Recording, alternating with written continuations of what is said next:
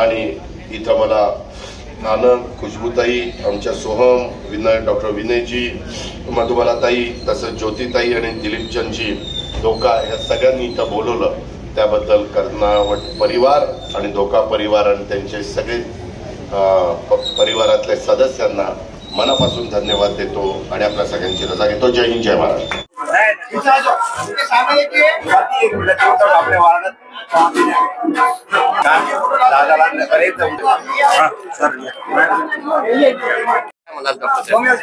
आज दादांच्या हस्ते हॉस्पिटलचं उद्घाटन झालंय. याबद्दल आम्ही खूप आभारी आहोत दादांचे. दादांचे प्रोत्साहनपर शब्द आम्हाला ऐकायला मिळाले आणि आमच्या पुढच्या वाटचालीसाठी त्यांनी शुभेच्छा दिल्या. यापेक्षा मोठं आमचं काय भाग्य असू शकतं. वाचण्यात आलं का वेल क्वालिफाईड शिक्षण घेतले कॅन्सर मध्ये, काय टेक्निक ते सांगा. मी MCH केलंय त्या सर्जिकल ऑन्कोलॉजी मध्ये, म्हणजेच मी कॅन्सर सर्जन आहेत.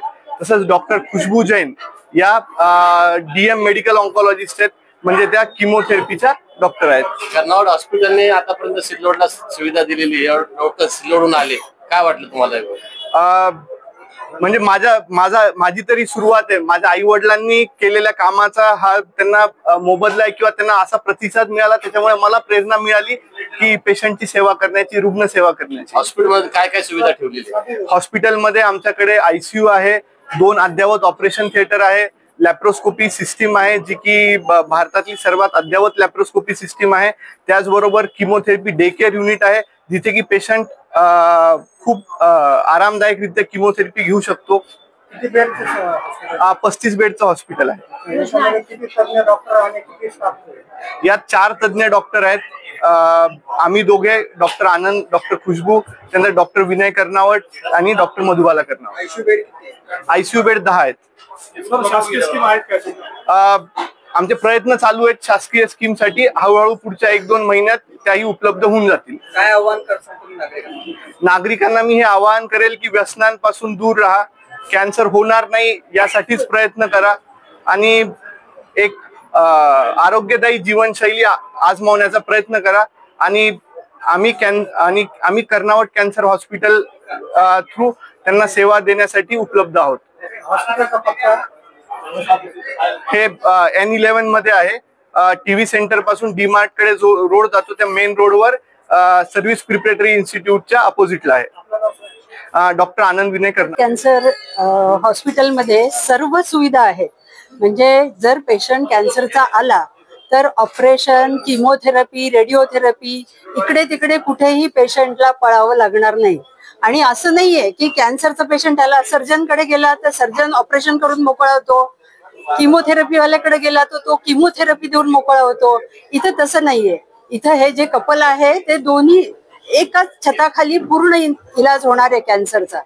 हे या हॉस्पिटलचं वैशिष्ट्य आहे आणि अशी जोडी महाराष्ट्रात तरी मला माहिती नाही. आपल्या शहरात 2 मंत्री आहेत, शिरसाट साहेब आणि सागर साहेब. माझं माहेर बारामती आहे आणि आम्ही लहानाचे मोठे पवार कुटुंबियांना बघत बघत झालो. ते कुटुंब आमचं आयडियल कुटुंब आहे आणि मी तर बारामती सोडण्याचा विचारही केला नव्हता कधी. परंतु मिस्टर असे भेटले की आपण बारामतीतच हॉस्पिटल करू आणि म्हणून मी लग्न केलं. मग लग्नानंतर त्यांनी सिल्लोड आणि बारामती दोन्ही ठिकाणी एका वेळी हॉस्पिटलचं बांधकाम सुरू केलं. सिल्लोडचं बांधकाम आधी पूर्ण झालं आणि सिल्लोडच्या जनतेने पण इतकं अफाट प्रेम दिलं की आम्ही सिल्लोड सोडू शकलो नाही. पण मग बारामतीचं हॉस्पिटल आम्ही रेंटनी दिलं. पण बारामती आमचं सुटलं नाही आणि अजितदादांच्या हस्तेच हॉस्पिटलचं उद्घाटन करायचं हे असा ठाम निश्चय होता. या निमित्ताने शहरवासियांना काय आवाहन करणार? शहरवासियांना हे आवाहन करणार की तुमची इथे कोणत्याही प्रकारची फसवणूक होणार नाही. जो योग्य इलाज असेल तो माफक दरात न लुटालूट करता केला जाईल.